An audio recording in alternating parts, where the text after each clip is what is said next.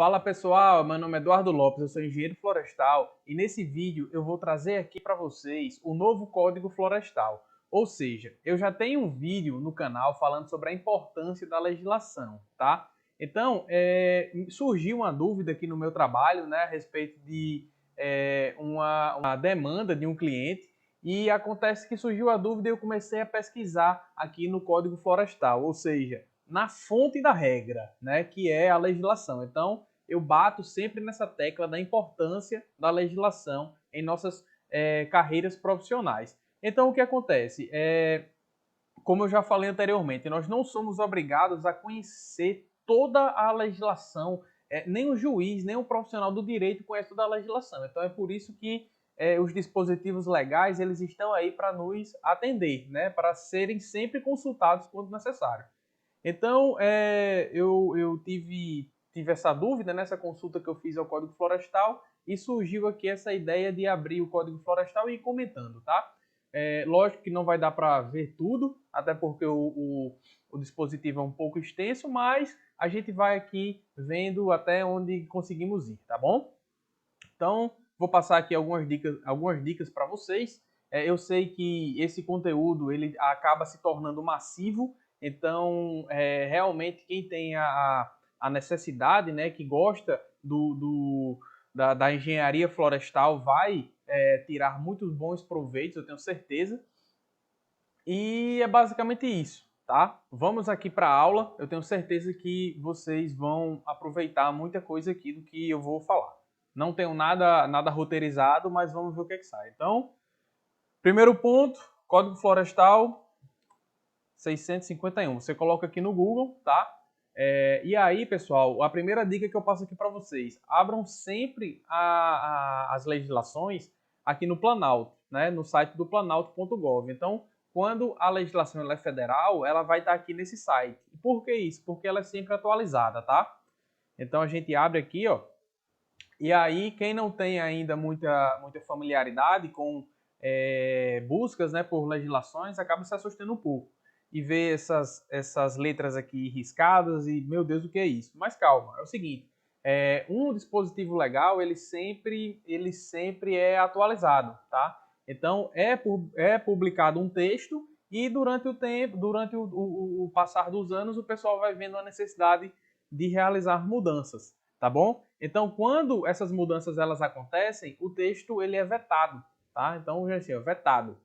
Então, fica com esse traço aqui no meio. Para o texto ele vir sem os vetos, o que é que você faz? Você vem aqui e clica em texto compilado. Pronto. Então, o texto agora ele já aparece sem os vetos, tá? Isso facilita aí a nossa leitura. Então, primeiro ponto aqui, ó, presidência, né, da República, Casa Civil, subchefia para assuntos jurídicos, enfim, isso não importa. Aqui vem sempre o nome da lei, né, que é o número da lei, né, a Lei 2.651, de 25 de maio de 2012, tá? E aqui, ó, nessa parte aqui, todo o dispositivo legal traz como se fosse um resumão, né, mais ou menos assim, do que trata essa lei. Essa lei trata de quê? Então, sempre tem aqui o resumão, tá? Então, se você tem alguma dúvida, você abre ali um dispositivo, você lê aqui essa pequena introdução, né? Esse resumo, enfim, não sei como é que chama, não sei se tem algum termo técnico. Os profissionais do direito aí, se tiver alguém assistindo, coloquem nos comentários se tiver, mas eu não sei. Mas enfim, vamos lá. Dispõe sobre a proteção da vegetação nativa e altera as leis. Aí ele cita aqui as leis que o novo Código Florestal ele altera, né? Que eram os dispositivos legais anteriores a ele, que ele faz alguma alteração e dá outras providências, tá? Então vamos lá. Capítulo 1, disposições gerais. O primeiro artigo, né, que é aquele artigo que foi vetado. Aí há um novo artigo, que é um A, tá? Então toda vez que você vê um A, um B, um C, é por isso, porque houve veto e aí houve uma modificação daquele artigo, tá bom? Então, um A. Essa lei estabelece normas gerais sobre a proteção da vegetação, área de preservação permanente e reserva legal. E a exploração florestal, o suprimento de matéria-prima florestal, o controle da origem dos produtos florestais e o controle e prevenção dos incêndios florestais. e prevê instrumentos econômicos e financeiros para o alcance de seus objetivos. Tá? E aqui no final, se esse dispositivo for incluído por alguma lei, ele coloca aqui. Tá bom? Parágrafo único. Né? Então, quando uma lei ela tem um parágrafo só, uma lei não, desculpa, um artigo tem um parágrafo só, sempre aparece embaixo parágrafo único. Quando não, tem os outros, né? 2, 3, 4. Então, parágrafo único. Tendo como objetivo o desenvolvimento sustentável, essa lei atenderá aos seguintes princípios, né? E aí, ó, é o artigo, parágrafo, e esses númerozinhos aqui, ó, eles são chamados de incisos, tá bom? Então, o inciso 1, afirmação do compromisso soberano do Brasil com a preservação das florestas e demais formas de vegetação nativa, bem como da biodiversidade, do solo, dos recursos hídricos e da integridade do sistema climático, para o bem-estar das gerações presentes e futuras. Inciso 2º, reafirmação da importância da função estratégica da atividade agropecuária, olha lá, e do papel das florestas e demais formas de vegetação nativa na sustentabilidade, no crescimento econômico, na maioria da qualidade de vida da população brasileira e na presença do país nos mercados nacional e internacional de alimentos e bioenergia. Então veja, o artigo 1 ele já afirma, né, a necessidade do país, né, do Brasil, exercer a sua soberania e ter a sua importância, né, o seu marco lá nos mercados nacionais e internacionais de alimentos e bioenergia, né? Ou seja, agropecuária, né, a parte agrícola, a parte pecuária e a bioenergia, né, o plantio muitas vezes de cana-de-açúcar para produzir o etanol e etc. Tá bom?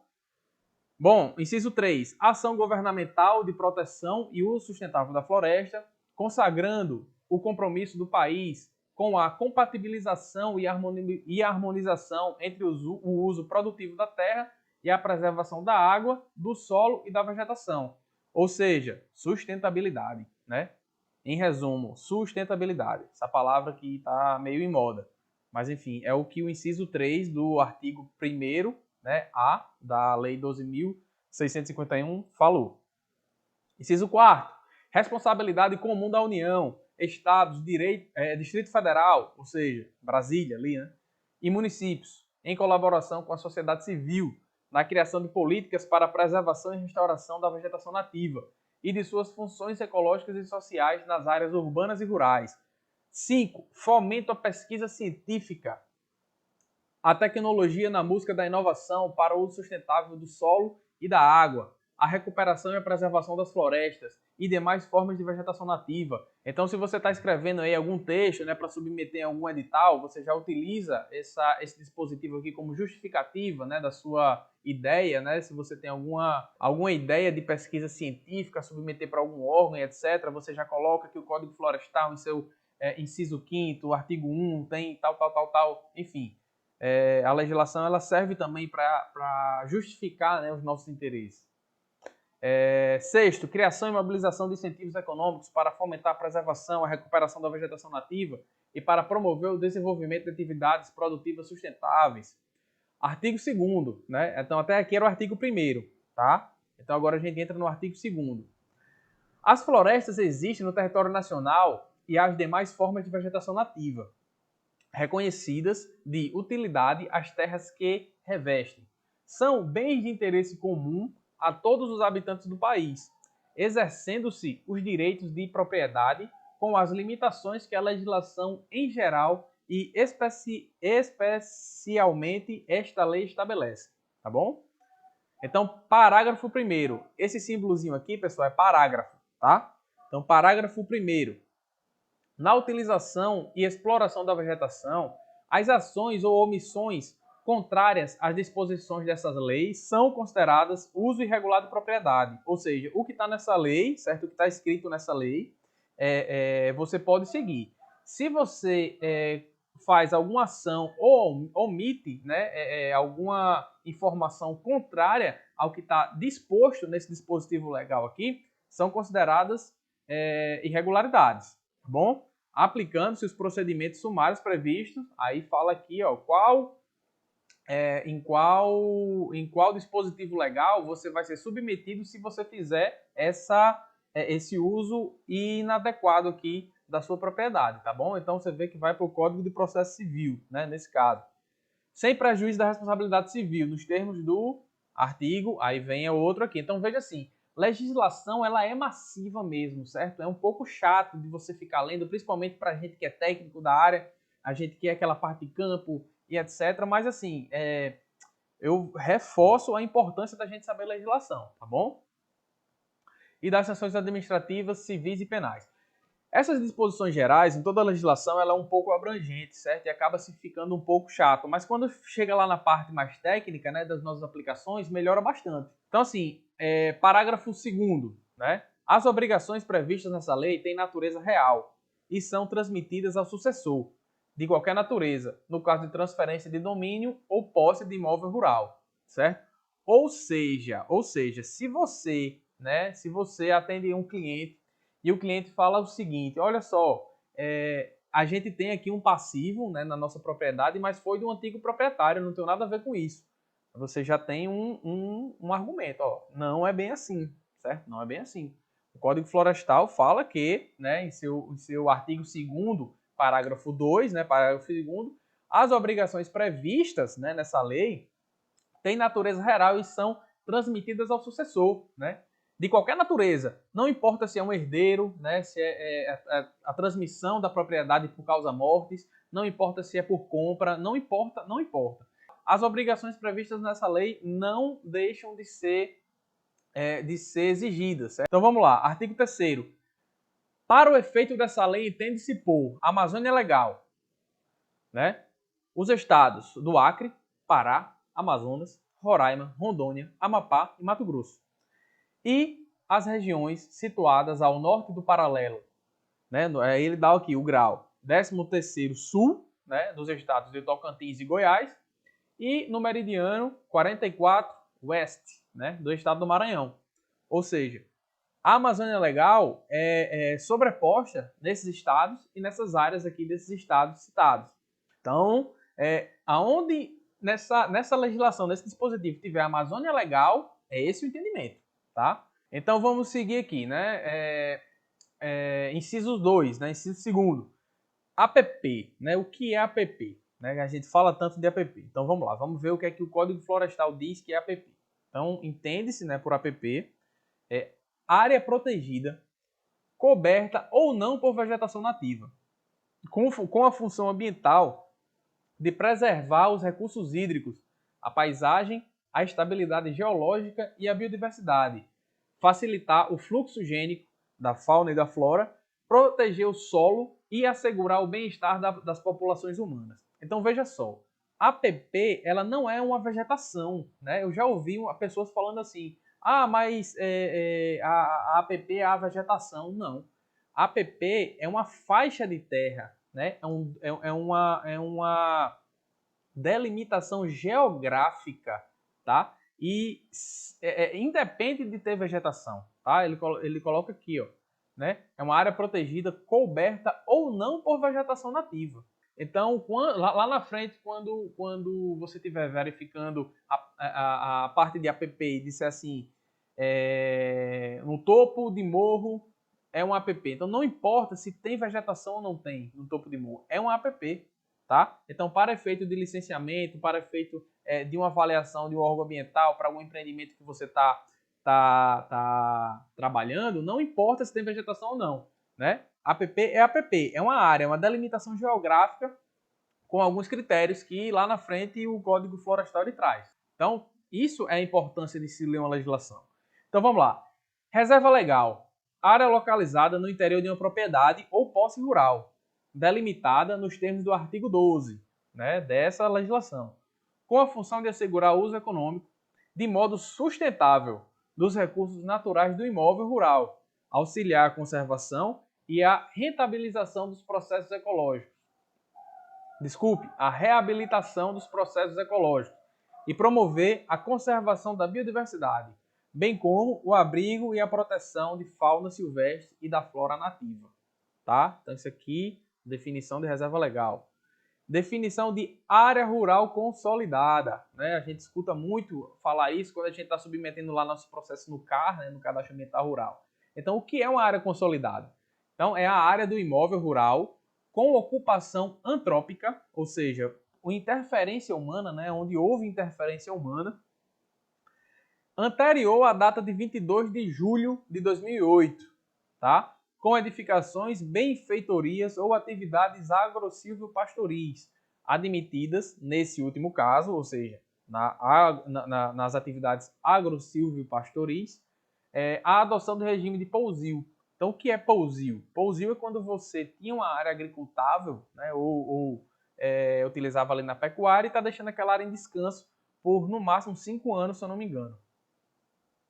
Então, pequena propriedade rural ou posse rural familiar. O que é isso? É aquela explorada mediante o trabalho pessoal do agricultor familiar e empreendedor familiar rural, incluindo os assentamentos e projetos de reforma agrária, que atendem ao disposto no artigo, aí ele traz aqui o dispositivo legal, tá?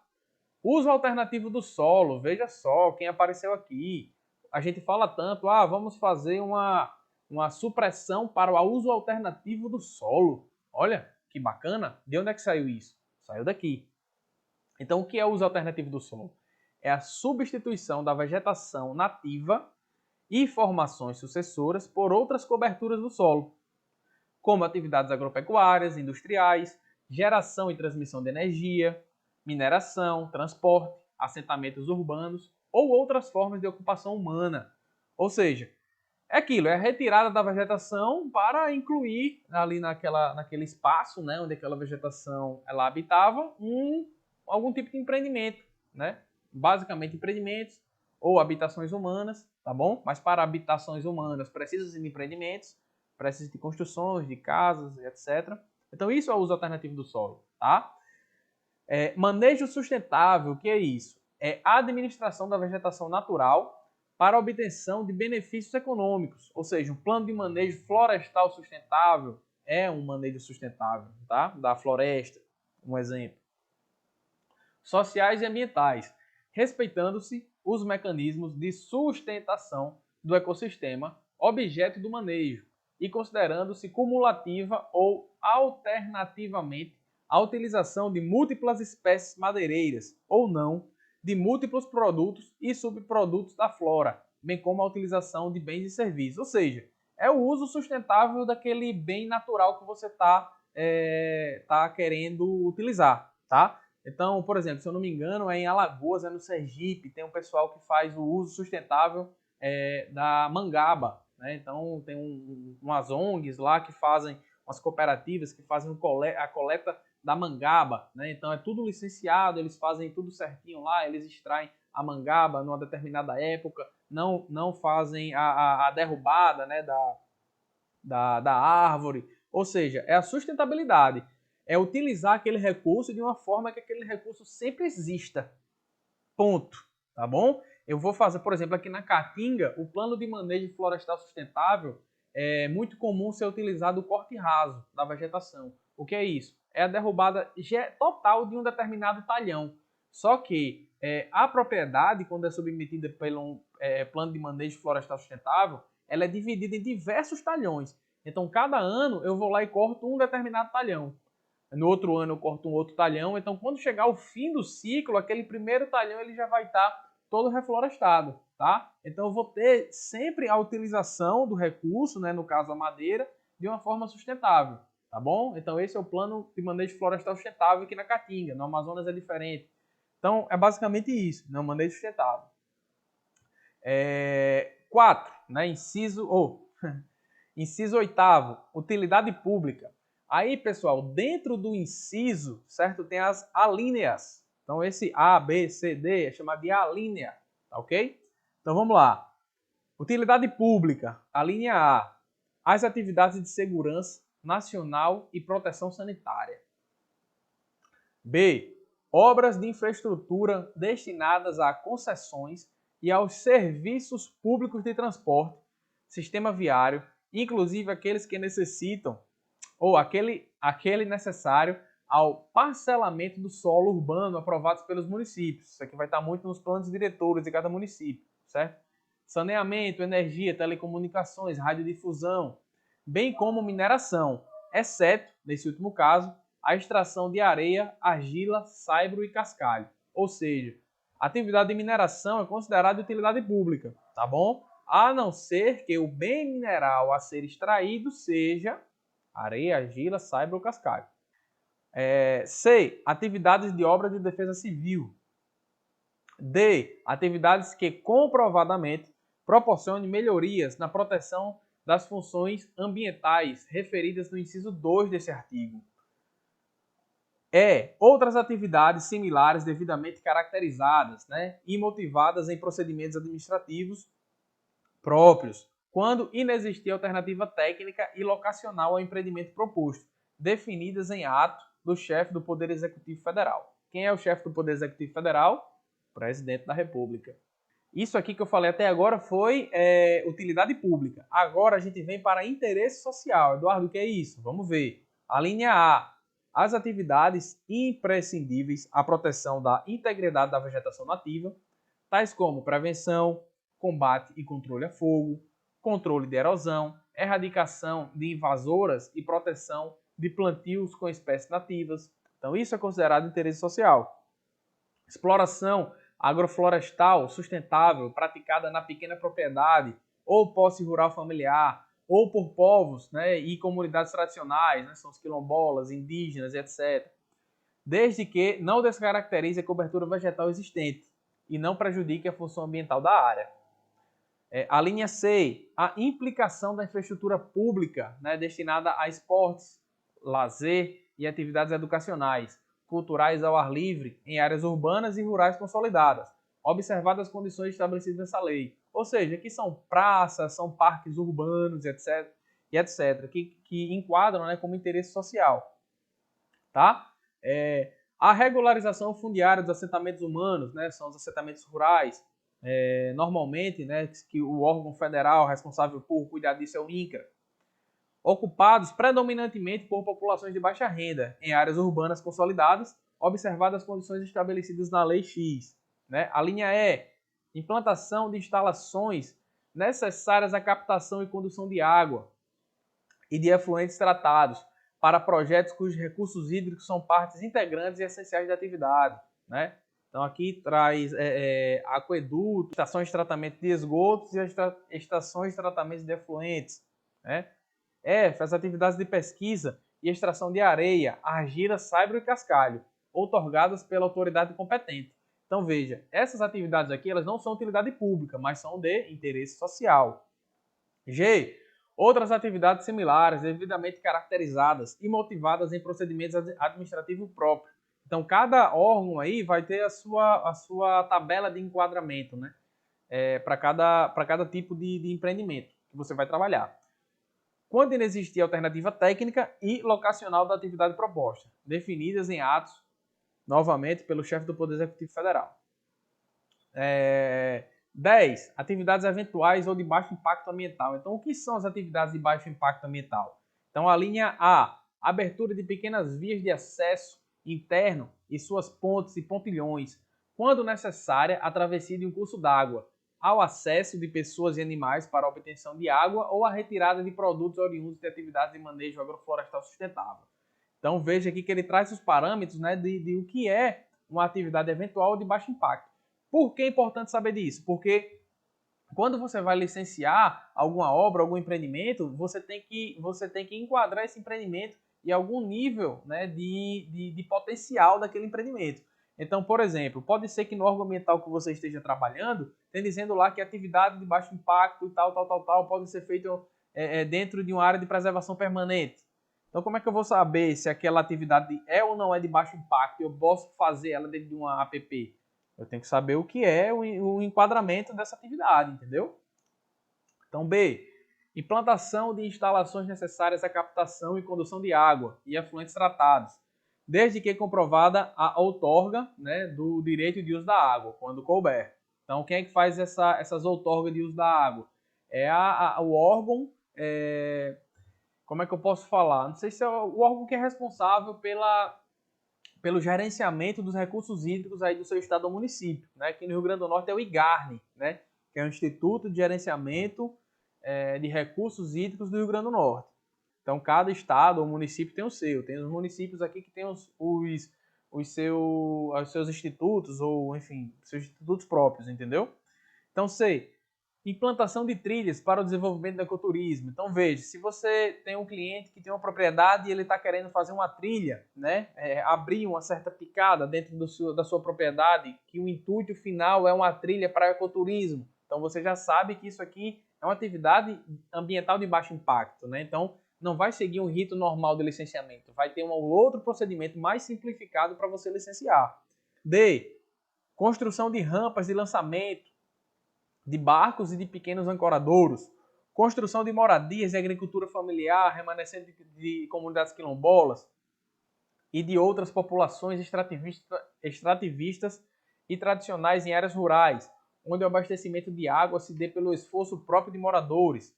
F. Construção e manutenção de cercas na propriedade. Então é uma atividade de baixo impacto, né? Construção de cerca.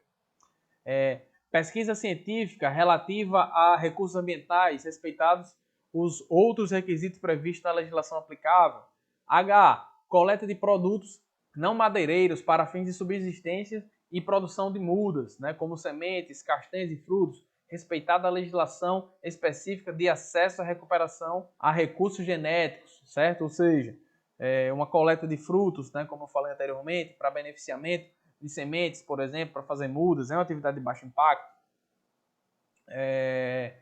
Plantio de espécies nativas, produtoras de frutos, sementes, castanhas e outros produtos vegetais, desde que não implique supressão da vegetação existente, nem prejuízo à função ambiental da área. Ou seja, você pode plantar, né, o plantio de espécies nativas, né, produtora de frutos e sementes, ela é considerada de baixo impacto, desde que não haja necessidade de intervenção da vegetação da área. Exploração agroflorestal e manejo florestal sustentável, comunitário e familiar, incluindo a extração de produtos florestais não madeireiros, desde que não descaracterize a cobertura vegetal nativa existente, nem prejudiquem a função ambiental da área. É aquilo que a gente estava falando sobre o manejo florestal sustentável, né, que eu falei anteriormente. K. Outras ações ou atividades similares reconhecidas como eventuais e de baixo impacto ambiental, em ato do Conselho Nacional do Meio Ambiente, que chama CONAMA, e dos Conselhos Estaduais do Meio Ambiente. Tá? Então, isso aqui são as atividades, né, eventuais e de baixo impacto ambiental. Vereda. O que é vereda? É uma fitofisionomia, né, de savana encontrada em solos hidromórficos, usualmente com a palmeira arbórea Mauritia flexuosa, conhecida como buriti, sem formar dossel, em meio a agrupamentos de espécies arbustivas herbáceas. Então, isso aqui é uma fitofisionomia, né? Fitofisionomia de vereda. O outro conceito aqui que o Código Florestal traz para a gente, que é o conceito de manguezal, né? Que é um ecossistema litorâneo que ocorre em terras baixas, sujeitos à ação das marés, formado por vasas lodosas, recentes ou arenosas, as quais se associam predominantemente à vegetação natural conhecida como mangue, né?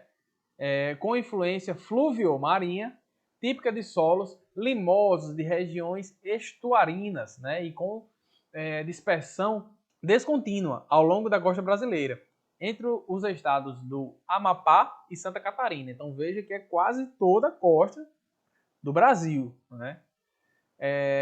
Salgados ou marismas tropicais hipersalinos. O que é isso? Né? São áreas situadas em regiões com frequências inundações intermediárias entre marés de cisígeas, né? Essas são umas palavrinhas meio difíceis mesmo, e de quadratura, né? Com solos cuja salinidade varia de 100 a 150 partes por mil. Tá? Então são solos bem salinos, né? Onde pode ocorrer a presença de vegetação herbácea específica, né? Normalmente são aquelas herbáceas que resistem bastante a solos e condições altamente salinas. Tá? Apicum, o que é o apicum? São áreas de solos hipersalinos, situadas nas regiões de entremarés, certo? Inundadas apenas pelas marés cisígeas, tá? Que apresentam salinidade superior a 150 partes por mil, desprovidas de vegetação vascular. né? Então, o Apicum é uma área mais salina do que os salgados, né? Então, veja que são áreas de extrema salinidade. Restinga, então o pessoal aí que trabalha, né, em áreas litorâneas, como é meu caso, é comum a gente se deparar, né, com manguezal, com restinga. Então, vamos lá, o que é restinga?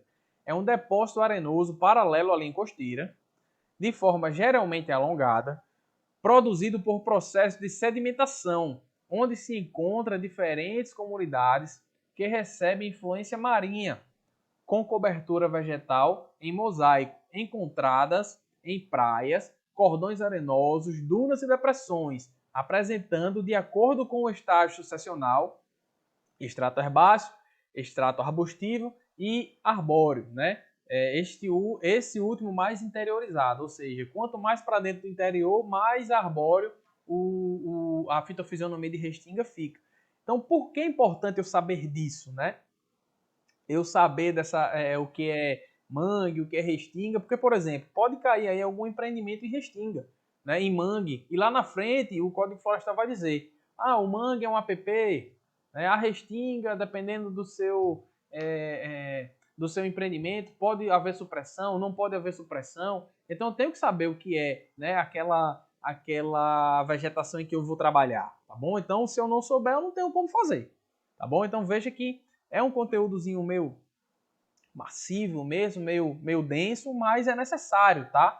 Então, você aí muitas vezes que tá deixando, né, de aproveitar um conhecimento, né, um conhecimento importante para fazer uma coisa aí não produtiva na sua vida, você está deixando passar, né, determinadas oportunidades. Não estou falando do meu conteúdo em si, estou falando sobre tudo, de maneira geral, tá certo? Então, é importante a gente ter esse discernimento de que na vida nem sempre a gente faz o que gosta, o que quer. Às vezes a gente faz o que é preciso, né? Então, para você ser bem-sucedido, você precisa fazer coisas que você não gosta, né? Que não é do seu natural estar fazendo, tá bom? Mas são coisas que é imprescindível. Eu não gosto de legislação. Eu não gosto de ficar além disso aqui, né? Eu preferia 10 mil vezes estar deitado numa rede vendo um filmezinho lá no Netflix, tá bom? Eu preferia, claro, mas eu vou fazer isso de forma alguma. De forma alguma eu vou fazer isso. Por quê? Porque para minha ascensão profissional é necessário eu estar lendo, eu estar estudando, tá bom? Aqui atrás, um dia eu posso até mostrar para vocês, tem meu quadrinho aqui de metas, né? Metas semanais. Então, nem sempre eu as alcanço, mas eu busco sempre alcançar, tá certo?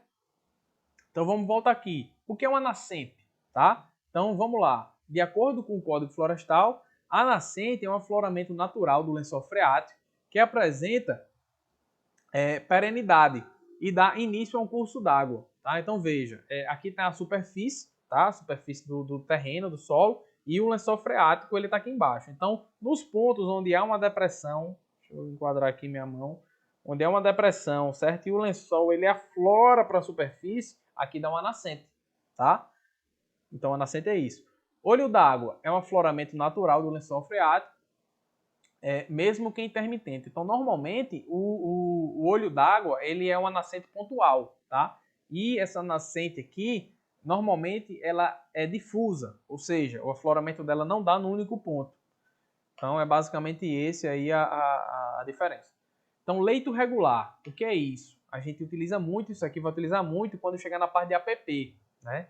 Então, o leito regular é a calha por onde corre regularmente as águas do curso d'água durante o ano, tá? Então, o leito regular é aquele fio d'água, né, onde corre realmente a água ali do rio, tá? Esse fio d'água que eu falo pode ter 1 metro, como pode ter, enfim, centenas de metros, né? Dependendo do rio. Então, existe o leito regular, né? E eu não sei se ele vai falar aqui agora, porque eu não tenho realmente de fato decorado, mas tem o leito regular, existe o leito maior sazonal, que é aonde na época de cheia o rio chega, né? O rio chega aqui na época de cheia, tá? Opa, aqui, na época de cheia, tá? Mas o normal dele durante o ano é ficar correndo aqui, ó. Correndo aqui. Então, esse aqui é o leito regular. Leito maior, aí deu uma cheia, ele atinge o leito maior sazonal, tá bom? Então, vamos voltar aqui. Área verde urbana, né? São espaços públicos ou privados com predomínio de vegetação, preferencialmente nativa, natural ou recuperada, previsto no plano diretor, nas leis de zoneamento urbano e uso do solo do município, indisponível para a construção de moradias, destinados aos propósitos, né, de recreação, lazer, melhoria na qualidade ambiental urbana, proteção dos recursos hídricos, manutenção ou melhoria paisagística, proteção de bens e manifestações culturais. Então isso aqui é importante quando você trabalha com empreendimentos urbanos, como por exemplo condomínios, né? Então em condomínios é obrigado, né, dependendo aí do plano diretor do seu município, a destinar uma porcentagem, né, daquela área para a área verde, tá? Vamos seguir aqui. Várzea de inundação ou planície de inundação são áreas marginais a cursos d'água sujeitas a enchentes e inundações periódicas, certo? Então, várzea de inundação, quando você vir em algum canto, você já sabe que essa é a definição, né? E sabe também que é a mesma coisa de planície de inundação. Faixa de passagem de inundação, o que é isso? São áreas de várzea ou planície de inundação adjacente a cursos d'água que permitem o escoamento da enchente. Relevo ondulado, o que é o relevo ondulado? É uma expressão geomorfológica usada para designar a área caracterizada por movimentações do terreno que gerem depressões, cuja intensidade permite sua classificação como relevo suave ou ondulado, ondulado, fortemente ondulado ou montanhoso, tá? E montanhoso. Pousio, que a gente falou mais lá atrás, né? É a prática de interrupção temporária de atividades de uso agrícola, pecuária ou silviculturais, por no máximo 5 anos, para possibilitar a recuperação da capacidade de uso ou da estrutura física do solo. Então lembra que eu falei anteriormente, o pousio é só, você tem um plantio de milho ali e você quer dar um tempo, né, para aquele solo ele se recuperar de alguma forma. Então você deixa aquela área ali em sistema de pousio. Áreas úmidas, né, são pantanais e superfícies terrestres cobertas de forma periódica por águas. Ou seja, não é sempre, né? Periodicamente ela é coberta por águas, cobertas originalmente por florestas ou por outras formas de vegetação adaptadas à inundação, tá? Áreas urbanas consolidadas são aquelas que atendem os seguintes critérios. Aí ele traz aqui, né? A linha A está incluída no perímetro urbano ou em zona urbana pelo plano diretor ou por lei municipal específica, tá bom? Então, por que é importante saber disso? Porque se você está fazendo um empreendimento, né? Você vai fazer uma ASV de um condomínio, né, por exemplo. E esse condomínio ele está em área urbana, você não precisa da reserva legal, por exemplo, daquela propriedade, tá? Então, já aconteceu de clientes estarem preocupados com a área da reserva legal e quando eu pegar para ver lá a planta, né, de localização da área, eu verificar que ele está em uma zona de expansão urbana. E se a certidão de uso e ocupação do solo daquela propriedade está dizendo que é uma zona de expansão urbana, não há necessidade de se ter reserva legal, tá? Isso deixa você feliz, porque você ganha uma confiança do cliente, e deixa o cliente feliz porque você acabou de eliminar um problema que ele estava imaginando. Onde é que a gente está? Pronto. B. Dispor de sistema viário implantado, né? Então a gente está falando o quê? A gente está falando de área urbana consolidada, né? Que é aquela que atende os seguintes critérios. Né? Está incluída no plano diretor, dispor de sistema viário implantado, ou seja, dispor de sistema de transporte, de ônibus, chega trem, metrô naquela região. C. Está organizada em quadras e lotes predominantemente edificados. D. Apresentar uso predominantemente urbano, caracterizado pela existência de edificações residenciais, comerciais, industriais, institucionais, mistas ou direcionadas à preservação de serviço. E. Dispor de, no mínimo, 2 dos seguintes equipamentos de infraestrutura urbanas implantados: drenagem de águas pluviais, esgotamento sanitário, abastecimento de água potável, distribuição de energia elétrica e iluminação pública, limpeza urbana, coleta e manejo de resíduos sólidos. Então, se tiver pelo menos 2, né, desses seguintes equipamentos de infraestrutura, já pode entrar aqui no hall aqui das alíneas, que são que são necessárias para atender o critério de uma área urbana consolidada, tá? E aqui, é tanto X, tanto V que eu não sei mais nem que parágrafo é esse. 25.7. Crédito de carbono, né? Título de direito sobre o bem intangível e incorpóreo, intransacionável. É tanta palavra difícil, tá? E aí, no seu parágrafo único, ele diz o seguinte: para fins dessa lei, entende-se o tratamento dispersado, né, aos imóveis que se refere ao inciso 5. Aí você volta lá no inciso 5, né? Aqui, ó, pequena propriedade ou posse rural familiar, né? Então, para o efeito dessa lei, entende-se por o tratamento dispensado aos imóveis que refere ao inciso 5, ou seja, propriedade rural e imóveis familiares, né, agricultura familiar, as propriedades rurais com até 4 módulos fiscais, né, que desenvolvam atividades agro-silvopastoris, bem como as terras indígenas e as demais áreas de povos e comunidades tradicionais, quilombolas e etc., que façam uso coletivo do seu território.